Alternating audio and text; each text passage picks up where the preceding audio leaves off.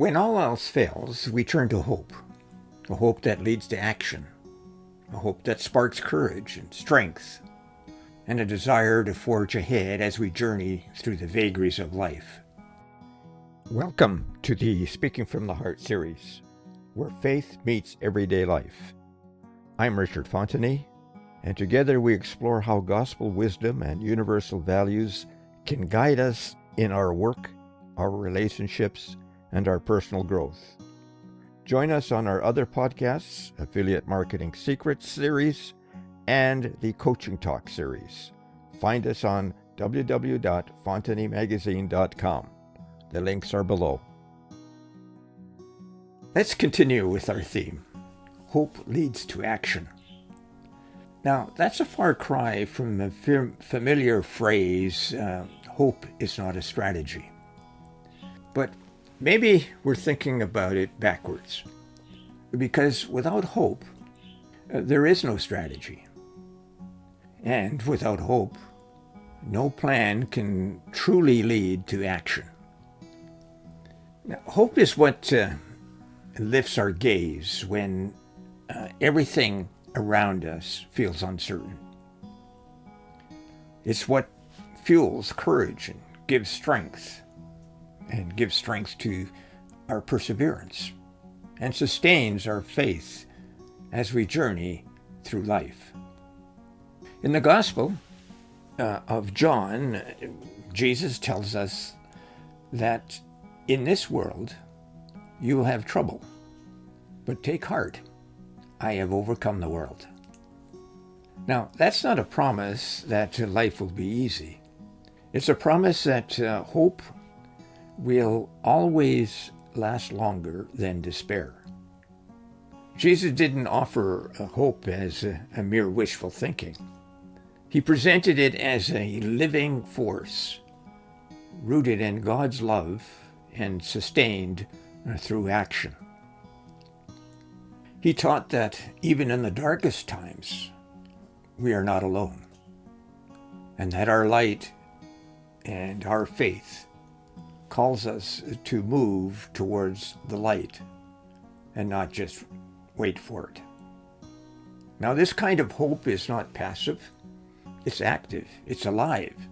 It's what drives us to heal, to forgive, and to build and to try again. And that's what John Lewis, the great civil rights leader and a man of deep faith, meant when he said, every human personality is something sacred, something special. And we don't have a right as another person or as a nation to destroy that spark of divinity, that spark of humanity that is made and created in the image of God. Now that spark, that divine image, is where hope begins. A colleague of mine told me a story about an organization in the fertilizer business. Employees were discouraged because all they did was shovel cattle manure all day long. Now the smell was unbearable, especially during hot days, and they went home smelling like the dung that they shoveled all day long.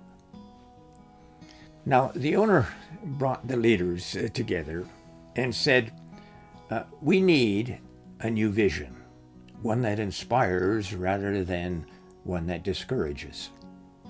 And the team gathered all the workers and led them through a vision building exercise. And here's what they came up with. We are feeding the world. Yes, it continued to be tough slinging dung, but the vision turned into something more.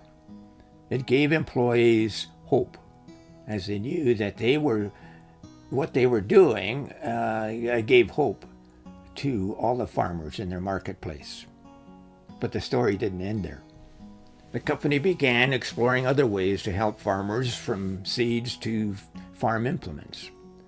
And the company was transformed from a one-shop business into a company feeding the world. Now that's the quiet strength of hope. It doesn't deny reality, it transforms it. So what does this mean for us in business and work and in our lives? Well, first, hope gives us vision. Without hope, strategy collapses into fear. But when hope guides our vision, we lead with imagination and faith. Second, hope builds resilience. In leadership and entrepreneurship, hope keeps us from giving up when plans fall apart. It's that invisible force that says, try again, there is still a way. And third, hope strengthens relationships. In the marketplace, hopeful leaders inspire trust. They listen deeply, and they encourage creativity, and they remind others that their work has purpose. And fourth, hope renews community. When we share stories of hope in meetings and family dinners or neighborhood gatherings, we remind each other that better days are possible. And finally, hope calls us to action. It's rooted in compassion. It's not enough to wish for change. We must participate in it, just as Jesus participated in the suffering of the communities around him. One of my favorite books is Viktor Frankl's Man's Search for Meaning. He argues that we can't avoid suffering, but we can change how we cope with it. We can change how we can find meaning in it and move forward with renewed purpose. And his book and lifelong practice are based on his experience within the Nazi death camps and teaches about spiritual survival. Frankl theorizes that our purpose is not the pursuit of meaningless pleasure, but the search for meaningful purpose. Making decisions about taking care of ourselves and looking after others. Now, this book is one of hope. Regardless of the circumstances we face, we can hold on to hope. But that hope must be a tool that drives us to action. Essentially, faith becomes our guide, and love is the way we move into action. Without hope, both faith and love lose their strength. So how can we bring today's message to action? Well, ask yourself these questions. What insight, word, or phrase resonated with you today? Maybe it's hope leads to action. Maybe it's that spark of divinity John Lewis spoke about. Maybe it's our own search for meaning and purpose, as Viktor Frankl explained. Or maybe it's found in the wisdom of the scriptures and of the Gospels. What touched your hearts? Was it the reminder that hope transforms fear into faith? Or that in the face of trouble, hope is what keeps love alive? What can we do to turn this teaching into action in business, in work, and in life? Perhaps it's encouraging a team member, forgiving a mistake, taking one small step toward a dream that's been waiting for your courage. And how can we share this reflection with others? Maybe we can share a story of hope this week.